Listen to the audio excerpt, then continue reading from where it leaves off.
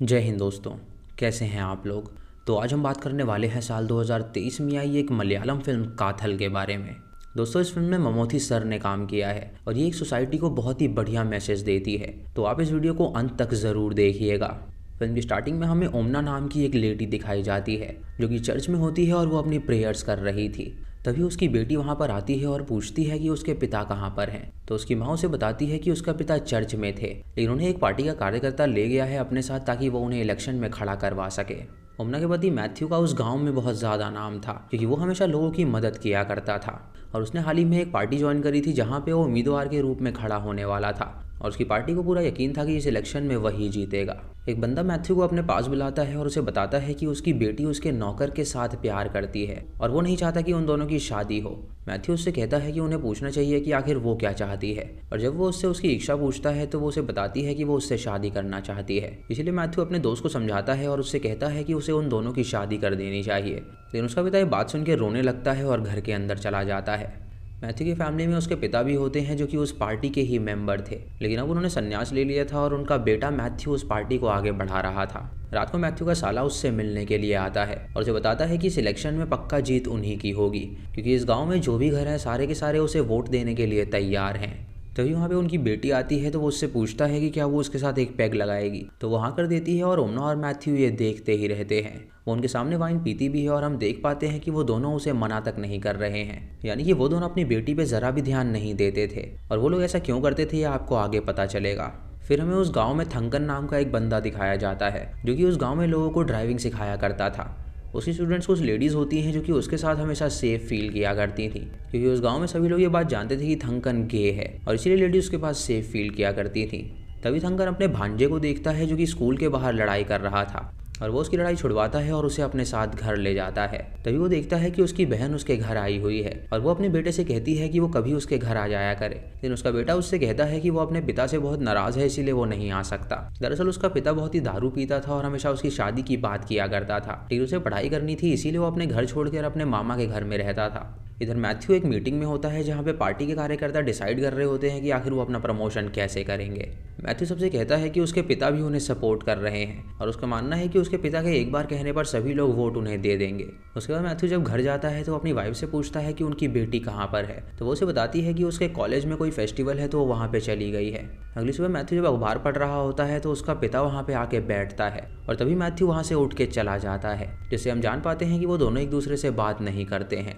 इधर पार्टी के कार्यकर्ता को पता चलता है कि ओमना ने मैथ्यू पे केस कर दिया है क्योंकि वो उससे डिवोर्स लेना चाहती है और वो ये सुन के डरने लगते हैं क्योंकि उन्हें लग रहा था कि अगर ये डिवोर्स हो जाएगा तो हो सकता है कि लोग मैथ्यू पे सवाल उठाएं और उन्हें वोट ना करें। इधर थंकन का भांजा फिर से स्कूल में लड़ाई करता है और घर वापस आता है जहाँ थंकन उससे पूछता है कि आखिर उसे क्या हो गया है, तो वो उससे कहता है कि बच्चे उसे कहते हैं कि उसका मामा गे है और वो उसे बताए कि उसका और मैथ्यू के बीच क्या लफड़ा चल रहा है।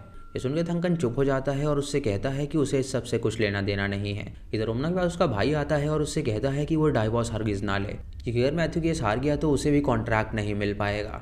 ओमना उससे कहती है कि उसने जो डिसीजन लिया है वो सोच समझ के लिया है और वो अपने डिसीजन से पीछे नहीं हटने वाली। रात को मैथ्यू जब घर आता है तो उसे पता चल गया था कि उसकी वाइफ ने उस पर केस कर दिया है और हम उसके चेहरे पे देख पाते हैं कि उसे सुन के ज़रा भी दुख नहीं हो रहा है।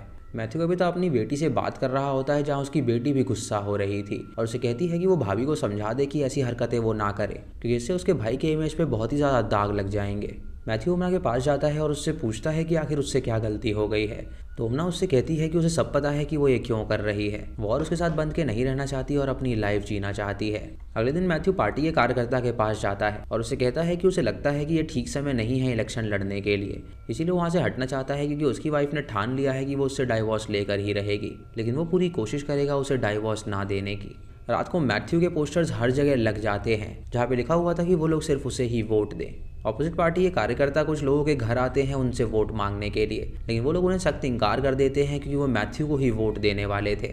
मैथ्यू अपनी बेटी के कॉलेज जाता है उससे मिलने के लिए ताकि वो पूछ सके कि आखिर उसकी माँ के मन में क्या चल रहा है, लेकिन उसकी बेटी उससे कहती है कि उसकी माँ ने इस बारे में उससे कुछ बात करी ही नहीं थी। इधर थंकन अपने भांजे के साथ जब बाइक पे जा रहा होता है तो एक बंदा थंकन पे कमेंट करता है और उसे कहता है कि वो गे है तो वो गाड़ी कैसे चला सकता है, उसे तो औरतों की तरह पीछे बैठना चाहिए। ये सुन के थंकन को बहुत बुरा लगता है क्योंकि वहाँ के लोग उसका अक्सर मजाक उड़ाया करते थे। रात को मैथ्यू ओमना से पूछता है कि आखिर वो ऐसा कैसे कर सकती है। तो ओमना उससे कहती है कि अब उसके साथ यहाँ पे रह के उसका दम घुटने लगा है, इसीलिए वो अपने आप को आज़ाद करना चाहती है। अगले दिन पार्टी का कार्यकर्ता मैथ्यू को एक वकील के पास लेकर जाता है और उससे उसका केस लड़ने के लिए कहता है। वो वकील मैथ्यू से कुछ सवाल पूछती है तो मैथ्यू उससे कहता है कि उसकी वाइफ उस पर झूठा एलिगेशन लगा रही है ताकि वो उसे डाइवोर्स दे सके, लेकिन वो ऐसा हरगिज़ नहीं करना चाहता।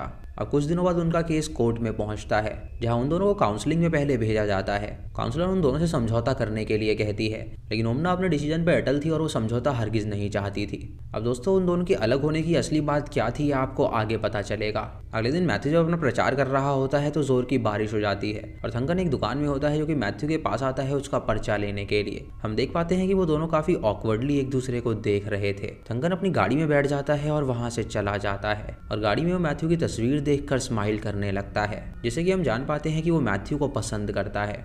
अगले दिन वकील कोर्ट में और टाइम मांगती है सबूत इकट्ठा करने के लिए, तो कोर्ट उसे टाइम दे देता है और अगली तारीख रखी जाती है। इधर मैथ्यू का पिता एक दुकान पे आता है जहाँ पे वो थंगन को देखता है और थंगन उसके पिता को देखकर अपनी आंखें नीचे कर लेता है। इससे हम जान पाते हैं कि मैथ्यू के पिता को थंगन से बहुत ज़्यादा दिक्कत है और ऐसा क्यों था ये आपको जल्द ही पता चल जाएगा। इधर फादर ओमना के पास आते हैं उसे समझाने के लिए, लेकिन वो फादर से एक ही बात कहती है कि वो अपना डिसीजन नहीं बदलने वाली। जब कोर्ट की अगली तारीख आती है तो ओमना को कटघरे में बुलाया जाता है और वकील उससे पूछती है कि आखिर वो डाइवोर्स क्यों चाहती है। ओमना उसे बताती है कि मैथ्यू एक गे है और उसने शादी से पहले ये बात उसे नहीं बताई थी। शादी के बाद उसे पता चला तो वो कभी पत्नी का सुख ले ही नहीं पाई। वकील उससे पूछती है कि अगर वो गे है तो उनकी बेटी कैसे हुई। तो ओमना उससे कहती है कि उसने मैथ्यू से डिमांड करा था बच्चे के लिए और वो मान गया था और उसके कहने पर ही उसने वो संतान उसे दी। उन दोनों ने कभी भी अपनी बेटी पे ध्यान नहीं दिया, जिसकी वजह से उनकी बेटी उनका उतना सम्मान नहीं करती है। वो कोर्ट को ये भी बताती है कि उसने अपने पति को थंगन के साथ बहुत ही गलत अवस्था में देखा था और उसके बाद ही उसने डिसाइड किया कि वो उसे डाइवोर्स दे देगी, कि उसे एक नॉर्मल पति चाहिए ताकि वो एक नॉर्मल लाइफ जी सके। उसके बाद मैथ्यू को कटघरे में बुलाया जाता है और जब उससे ये बात पूछी जाती है तो मैथ्यू सीधा इनकार कर देता है और उनसे कहता है कि वो गे नहीं है। अब ये बात पूरे गांव में फैलने लगती है कि मैथ्यू पे आरोप लगा है कि वो गे है और इससे सभी लोग डरने लगते हैं क्योंकि शायद हो सकता था कि वो इलेक्शन हार जाए। एक दिन मैथ्यू का पिता ओमना को अपने पास बुलाता है और उससे वो केस वापस लेने के लिए कहता है, लेकिन वो उससे कहती है कि वो एक केस वापस नहीं ले सकती क्योंकि उन्होंने भी उससे छुपाया था कि उनका बेटा गे है और वो उन्हें अपने पिता की तरह मानती है और हमेशा उनकी सेवा करती आई है। रात को थंगन जब बार में होता है तो वहाँ पे अपने भांजे को देखता है। ये देखकर वो हैरान हो जाता है और उससे पूछता है कि वो यहाँ पे क्या कर रहा है। तो वो उसे बताता है कि उसके कारण सभी लोग उसे गे कह के पुकारते हैं और उस पर बहुत ही गंदे कमेंट करते हैं, जिससे उसे बहुत ही ज़्यादा गुस्सा आता है। थंगन उसे संभालता है और उससे कहता है कि वो अपनी माँ के पास चला जाए। अगले तारीख को कोर्ट में एक गवाह को बुलाया जाता है जो कोई और नहीं बल्कि मैथ्यू का पिता था, जो कि उसके खिलाफ गवाही देने के लिए तैयार हो गया था। वो कोर्ट को बताता है कि उसे बचपन से ही पता चल गया था कि उसका बेटा गे है, लेकिन उसने जोर जबरदस्ती करके ओमना से उसकी शादी करा दी थी क्योंकि उसे लग रहा था कि शायद उसके बाद सब कुछ नॉर्मल हो जाएगा, लेकिन वो बिल्कुल भी नॉर्मल नहीं हुआ और ओमना की जिंदगी खराब हो गई। अब इस गवाही के बाद साबित हो जाता है कि मैथ्यू सच में गे है और कोर्ट में ओमना को जीता हुआ घोषित कर दिया जाता है। रात को मैथ्यू जब अपने घर आता है तो वो अपने पिता के पास बैठता है और उनसे कहता है कि जब उन्हें पहले से ही पता था कि वो ऐसा है तो आखिर उन्होंने ये शादी क्यों कराई। इससे ओमना की ही नहीं बल्कि उसकी लाइफ भी बर्बाद हुई है। ये सुनकर उसका पिता रोने लगता है और उससे माफ़ी मांगता है ऐसा करने के लिए। रात को मैथ्यू जब ओमना के पास जाता है तो ओमना उसके गले लग के रोने लगती है और उसे कहती है कि इतने सालों से वो उसके साथ रही है लेकिन वो लोग कभी पति पत्नी की तरह रह ही नहीं पाए थे। वो उसका शुक्रिया अदा करती है एक्सेप्ट करने के लिए और वो दोनों फूट फूट के रोने लगते हैं। अगले दिन वो लोग डाइवोर्स पेपर पे साइन कर देते हैं और उनका डाइवोर्स हो जाता है और ओमना वो घर छोड़कर अपनी माँ के साथ रहने के लिए चली जाती है। ओमना भी मैथ्यू का प्रचार करती है ताकि मैथ्यू इस इलेक्शन में जीत सके और सभी लोग ये बात जानकर बहुत ही खुश थे कि डाइवोर्स के बाद भी वो उसका साथ दे रही है। एक दिन ओमना मैथ्यू को साथ में लेकर एक डेट पर जाती है, जहाँ मैथ्यू जब उस आदमी को देखता है तो ओमना से कहता है कि वो इसके लिए परफेक्ट है और ये कहकर वो वहाँ से चला जाता है। जब वो बाहर खड़ा होता है तो थंगन उसे देखकर मुस्कुराने लगता है और फिल्म के एंड में हमें दिखाया जाता है कि मैथ्यू जैसा भी था लोगों ने उसे एक्सेप्ट किया था और उसे ही वोट देकर उन लोगों ने जिताया था। इसी के साथ ये मूवी यहीं पर ख़त्म हो जाती है। तो दोस्तों ये थी इस फिल्म की कहानी, जिसमें मैसेज दिया गया है कि कोई कैसा भी है उसे जीने का अधिकार है। कोई अगर गे है तो इसका मतलब ये नहीं कि वो गलत है। इन लोगों को कई सारे लोग गंदे कमेंट्स करते हैं जिसकी वजह से लोग डिप्रेस हो जाते हैं और अपने आप को मार डालते हैं। अभी हाल ही में एक केस आया है जहाँ पे एक बच्चा था जो कि इंस्टाग्राम पे वीडियोस डालता था और वहाँ पे कई सारे गंदे कमेंट्स पढ़ के वो बहुत ज़्यादा डिमोटिवेट हो गया था, जिसकी वजह से उसने खुद की जान ले ली। दोस्तों हम सबको ये बात समझनी पड़ेगी कि जो कोई जैसा भी है उसे हमें एक्सेप्ट करना चाहिए। हर कोई भगवान द्वारा बनाए गए इंसान है और किसी से हेट क्यों करना। साउथ इंडिया में ममूटी सर बहुत बड़े सुपरस्टार हैं और ये फिल्म उन्होंने इसीलिए बनाई ताकि ये एक मैसेज दे सके। ऐसे ही कई सारी शादियां होती हैं जहाँ पे गे मैन की लड़कियों से शादी करा दी जाती है और कुछ लड़कियों इसमें फंस जाती हैं और उनकी लाइफ बर्बाद हो जाती है। इसी टॉपिक पे ये फिल्म है जो कि काफ़ी ज़्यादा अलग थी। आपका इस बारे में क्या कहना है आप कमेंट सेक्शन में ज़रूर बताइएगा। चैनल पे नए हैं तो सब्सक्राइब करें और बेल आइकॉन दबाएं नोटिफिकेशंस के लिए। और दोस्तों वीडियो को लाइक और शेयर करना बिल्कुल मत भूलिएगा। तो मैं मिलता हूँ आपको अगली वीडियो में, तब तक के लिए जय हिंद।